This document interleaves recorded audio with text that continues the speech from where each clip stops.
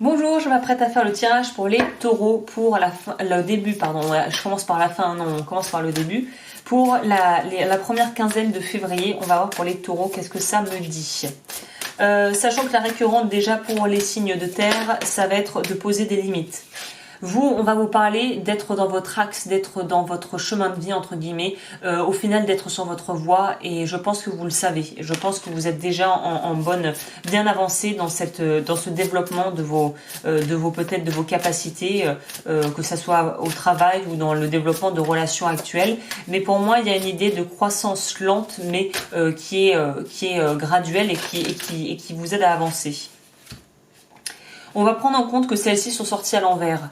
Il y a un manque de confiance en vos capacités ou vous doutez. C'est-à-dire que même si le chemin est de plus en plus clair à mesure que vous avancez, il y a quand même une partie de vous qui résiste au changement, qui résiste quelque part à ces prises de conscience, au final qui résiste à ce qui est.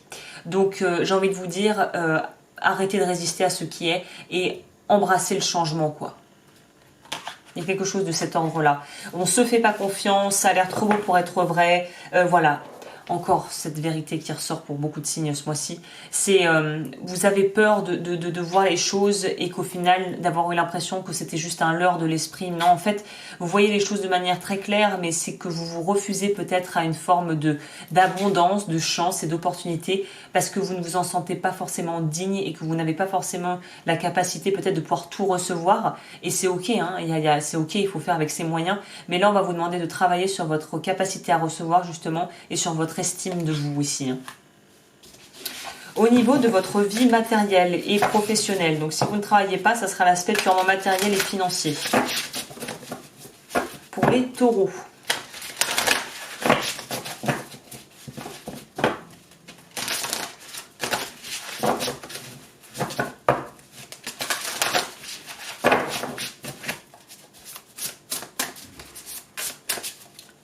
Pour les taureaux.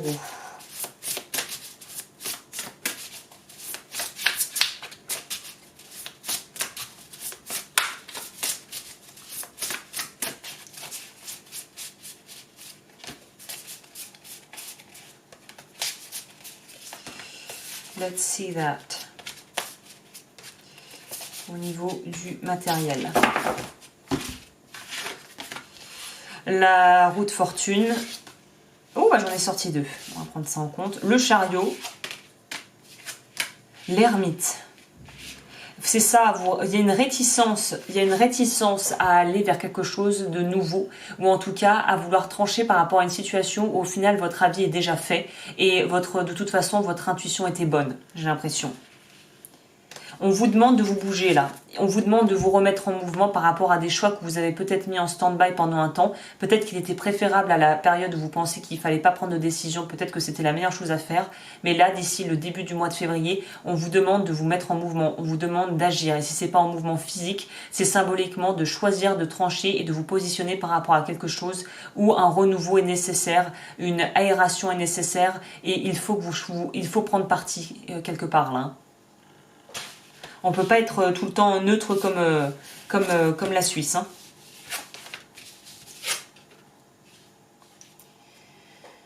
Voilà. Et si vous n'arrivez pas à vous décider, ici j'ai l'impression qu'on va vous demander d'aller chercher de l'aide,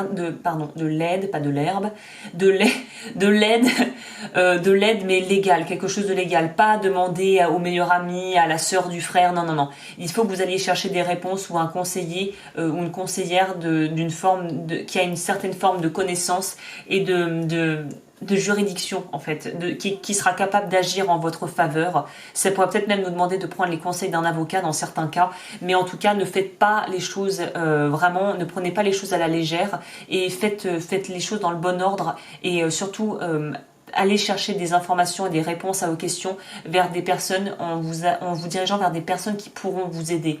Et en plus, j'ai envie de vous dire, laissez la vie faire parce que si vous demandez de l'aide, vous allez en recevoir et vous êtes vraiment bien équipé. Je comprends pas ce doute vraiment qui est très prédominant chez vous, alors qu'en fait là, avec l'étoile, la carte de l'étoile, on nous signifie bien que, hey, vous êtes très très encadré. De l'autre côté, si vous croyez à ces choses-là, vous êtes très encadré. Donc suivez le mouvement, suivez les synchronicités, les signes que la vie pourrait vous amener sous forme de personnes, de livres, de vidéos. Vraiment, et soyez attentifs à ce genre de choses en début de mois. La reine de coupe va nous demander ici justement ce qui pourrait être un peu votre talon d'Achille, c'est d'être trop investi au niveau émotionnel et d'avoir du mal votre vision est troublée par un cœur qui n'est pas forcément en fait en paix. Et là, on va vous demander justement de dissocier ce que votre cœur dicte et ce que votre raison vous dicte. Il y a un autre signe comme ça qui a eu quelque chose de similaire. Je ne sais plus lequel c'est, mais en tout cas ici avec la reine de coupe, on vous demande de certes pourvoir aux besoins des autres si vous le pouvez, mais de pouvoir aussi pourvoir à vos propres besoins. On va vous demander ici de pouvoir avoir de la compassion sans pour autant que ça se transforme en pitié. Vous pouvez avoir de la compassion pour les autres et pouvoir être vraiment dans une forme d'empathie. Ça ne veut pas dire que vous devez souffrir avec eux. Ok.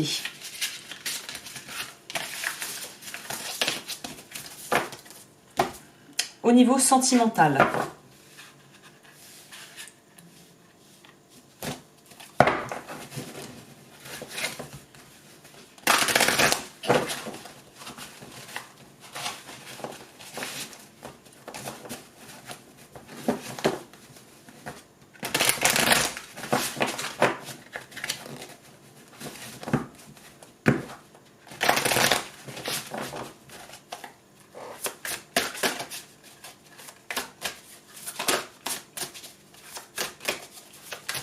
sentimentalement parlant pour les taureaux en ce début de mois de février.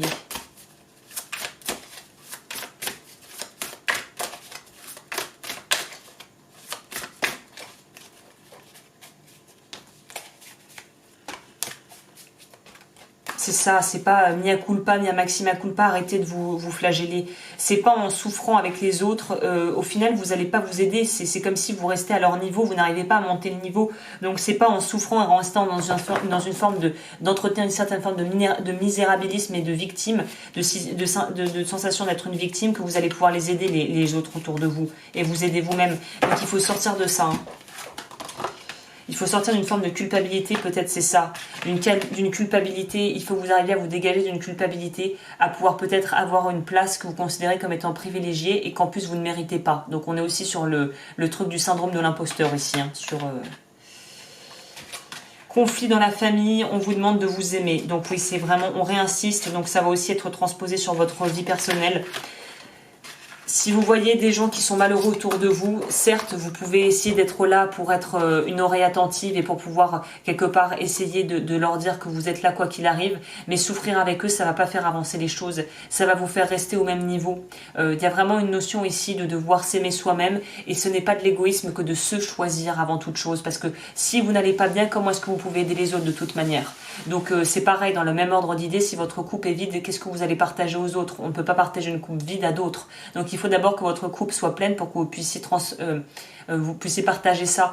Donc ici, on va vraiment nous parler de devoir vous positionner au centre de votre vie et peut-être aussi de perdre une forme d'habitude à vouloir faire passer les autres avant parce que vous avez l'impression que c'est plus noble de faire ça et au final, vous êtes complètement délaissé, vous ne vous respectez pas en fait. Donc là, il faut vraiment trouver un juste milieu entre quelles sont mes ressources, qu'est-ce que je suis capable de donner et où sont mes limites et les limites, quand est-ce que je suis voilà à épuisement des stocks quoi. C'est donner mais sans vraiment se poser la question de savoir est-ce que je suis en capacité de donner. Au final, c'est être dans une forme d'inconscience et de non-respect de soi. Donc il faut que vous sachiez quelles sont vos ressources, à quelle mesure vous pouvez donner, être en empathie à l'autre et pouvoir être dans l'écoute de l'autre et à quel moment c'est trop pour vous et à quel moment vous avez besoin de vous refocaliser, de vous recentrer sur vous en fait. La ligne du dessous, on a The Wear and Tear of Time. Les complémentarités et listening to... Oui, c'est ce que je vous disais. On vous demande ici de faire ce que vous pouvez à votre mesure, mais de pas en faire plus que vous ne pouvez. C'est comme si vous vendiez un produit qui est hors stock. Ça marche pas. Vous ne pouvez pas délivrer le produit, vous ne l'avez pas.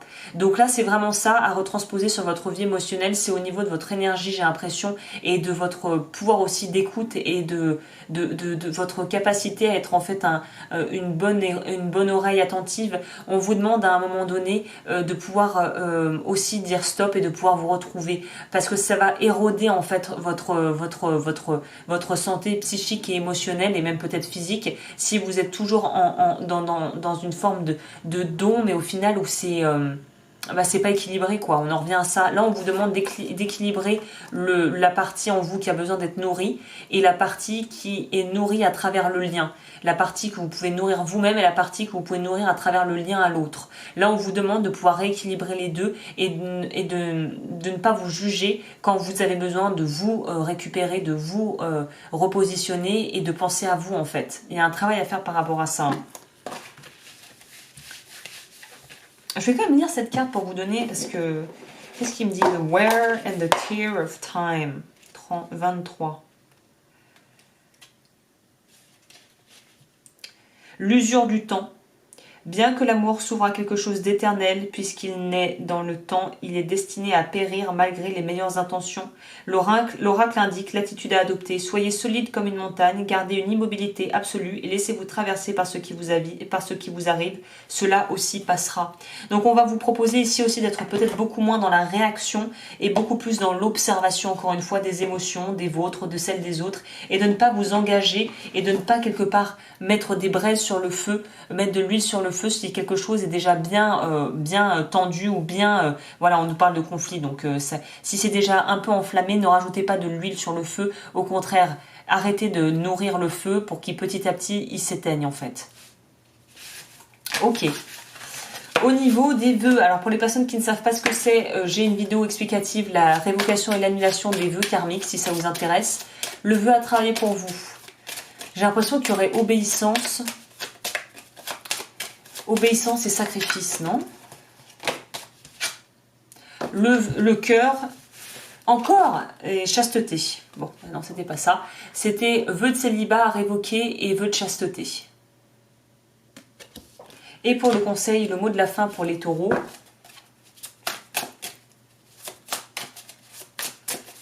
Mot de la fin, quel conseil je pourrais donner aux taureaux, là?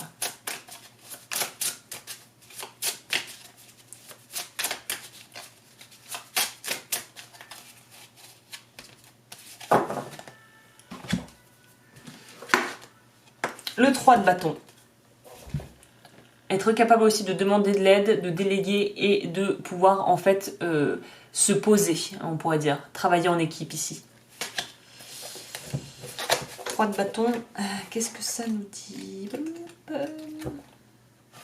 C'est quoi ça?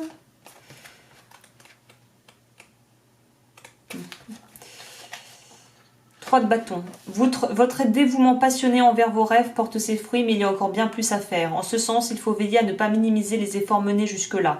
Les effets bénéfiques ne se produiront pas du jour au lendemain, mais n'abandonnez pas, une plus grande vision d'ensemble prend forme grâce à votre travail de planification, votre créativité et votre sérieux. Ne brisez pas la dynamique maintenant car des bourgeons apparaissent tout juste. Le soin personnel. Élaborez un plan sur 5 ans. Commencez par dresser la liste de vos objectifs personnels, financiers et des loisirs.